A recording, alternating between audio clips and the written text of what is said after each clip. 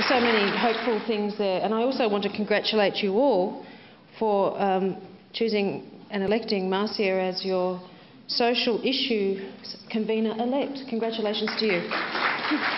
We now have an opportunity to ask anything of the panel, any questions or ask for clarifications. We've got quite a bit of time to do that in until morning tea. If you can hold off on your caffeine cravings for a short time. Anne will travel to you with the mic. I'm from the Sandhurst Diocese, and I have had over a long time a bit to do with schools. I'm very concerned about the climates in some of our secondary schools. I'm speaking of Catholic schools.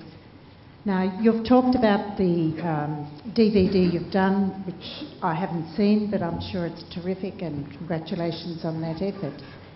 Is there anything else currently that you would recommend for secondary schools to re-educate or educate staff and students into a culture of life? Is there anything else you have planned in that line to do? I've got a lot of suggestions if you're short of them. As I work in the Diocese of Melbourne, I can't tell you what to do in Sandhurst. I can only suggest things and be invited in. There's some of our contacts to be invited in. I'm sure you understand all those sensitive diplomatic relations. But the Walking with Love DVD does have the support of all the Catholic bishops. So we find that it's an opportunity to go in and talk about this in a language that will often reach the teachers. Often the teachers themselves have been involved in abortion. Sorry, thanks Anna, can everyone hear me? Often the teachers themselves have been involved in abortion, or they'll know other teachers who've been involved in one. So again, there's that great fear, perhaps of wanting to talk about this, but of not wanting to further wound and alienate and polarise everyone. And so I think we are now learning ways of doing this, and that's by through some of these programs, through responding with love and becoming very aware that we're not condemning anyone, that the experiences of many women, as we're learning from, is that this isn't a great solution to anyone's problem. It just creates a whole lot more and leaves women devastated. And I think sometimes by bringing up the lived experiences of women, we can start to diffuse some of that polarisation and build compassion, build understanding, and we find then that some of those very same teachers, after we've been in and spoken, will come and say, I have a friend, or I know someone. And it resonates with them. It makes sense. They'll say, I have a friend who's had anorexia for all those years, and I never realised this might have been what lay behind it. So I'm sure that isn't exactly what you're asking me, but I hope it just starts to reinforce what the approach that we're trying to take. I think it's the approach that will work. I'm not saying it's the only one that will work, but it's certainly, we're finding that we win people over. And as Anna and Jo have mentioned, often you have people lining up to talk to you and share their stories. And I always feel when we get to that point that we've won a lot of people over. We won't always win over everyone, but we don't have to. If we can win over a percentage of them, they'll win over the others. Just to follow on from what Marcia said, when I was went to a Catholic secondary school, and when this issue was discussed and educated at my school, it was through a video that was very graphic, and it was pretty full on. And I remember being in year 8 or year 9, I think it was, and watching this video and seeing, in my innocence and naivety, I suppose, an aborted fetus. And I've just absolutely recoiled. And I remember as a student recoiling and just, going through a period of going, what is that? What is that all about? The Catholic Church's Walking with the Catholic Bishops' Conference Walking with Love program has taken a different approach intendedly, and John Paul II led the way with that approach, in that the graphic nature of the image of the aborted fetus, to present that in terms of an education of what abortion is about. In many of the church documents talks about that is a violation of the inherent dignity of that aborted fetus in the first place, of that sanctity of that life that, yes, was aborted. And to present that as an image is contrary to that inherent dignity. And so we're actually perpetuating that notion of the loss of dignity of that child who was lost, who was intentionally killed. That's the truth. So in our teaching, Anna and my teaching to do with care of the woman with an unplanned pregnancy, and you've got to remember these are 19-year-olds, so they're not much older than the ones that are in the secondary school. We don't go down, we actually make an absolute decision not to show those images and not to go there. And the students are appreciative of that, because they can just Google it or YouTube it or see images that are online. What they want to know is about the impact upon them personally. So their personal interaction, and also men. Don't forget young guys and young men. It's in, Peter Carey, the famous Australian author, wrote an article called My Lasting Wish, where he talks about the children lost through terminations of pregnancy to his first wife when they were going out. And the great sorrow that he experienced, his lasting wish is the wish that he named them, those children that he lost. So, just think of other ways other than those really strong images. Thank you. To Joe Masley, you mentioned about the law that was passed in Victorian Parliament that was lost. Could you tell me what the law was, please? Basically, Fetal destruction was removed from the Crimes Act. So in a nutshell, so we no longer have a crime against fetal destruction in Victorian crimes in our law. So that meant what we call decriminalisation of abortion is what occurred. There are many parts of the law.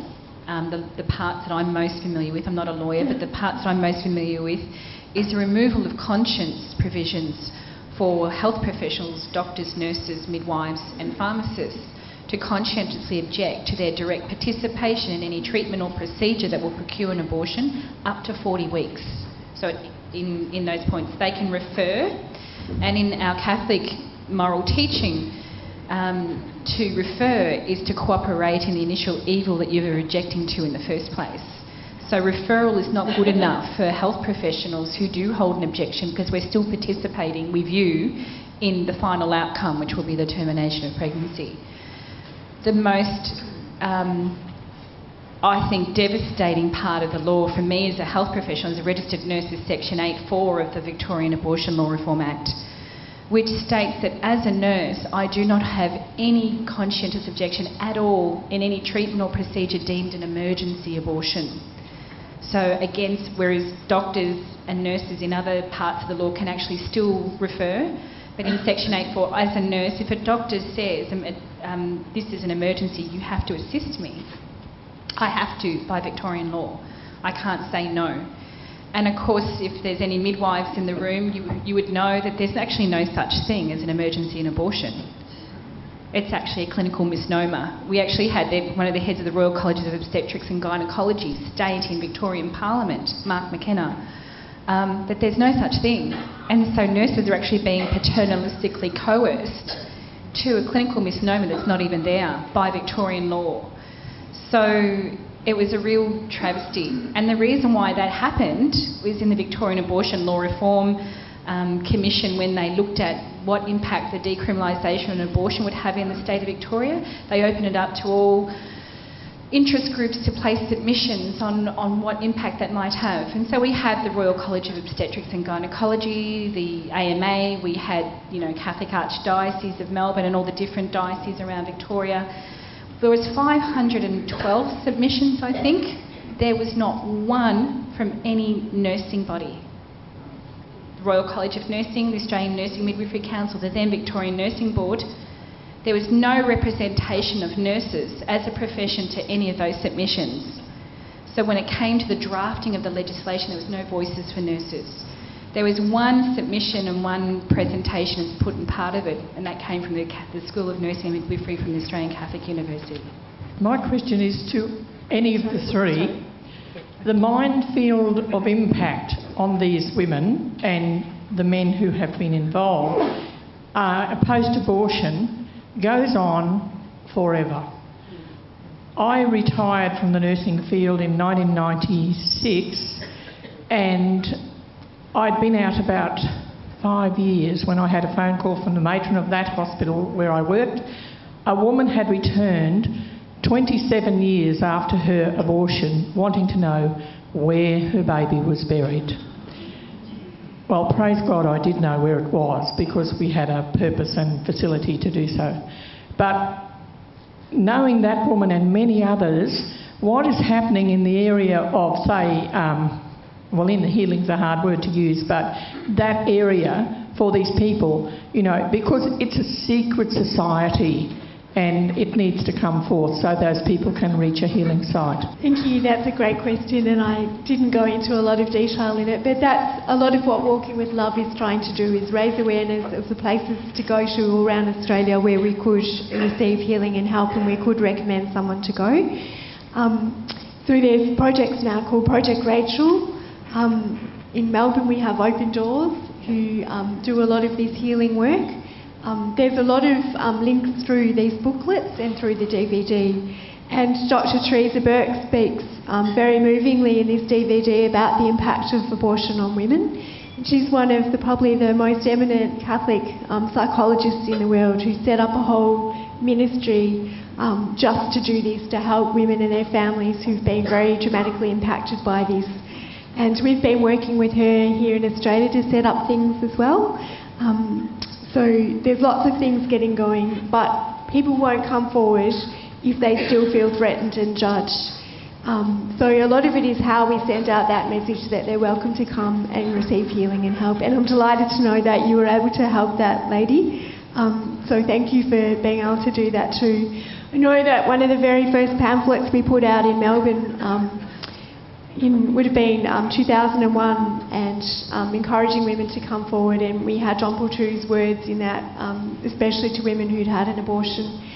And I'll never forget that you're exactly right, this never leaves people. We had a lady contact us who was 81 and who thought she was dying, and she was not over her 2 terminations she'd had when she was 17 and 19. And she very much needed counselling, support and help, and a priest. And fortunately we were able to get her that help, and she did very well afterwards.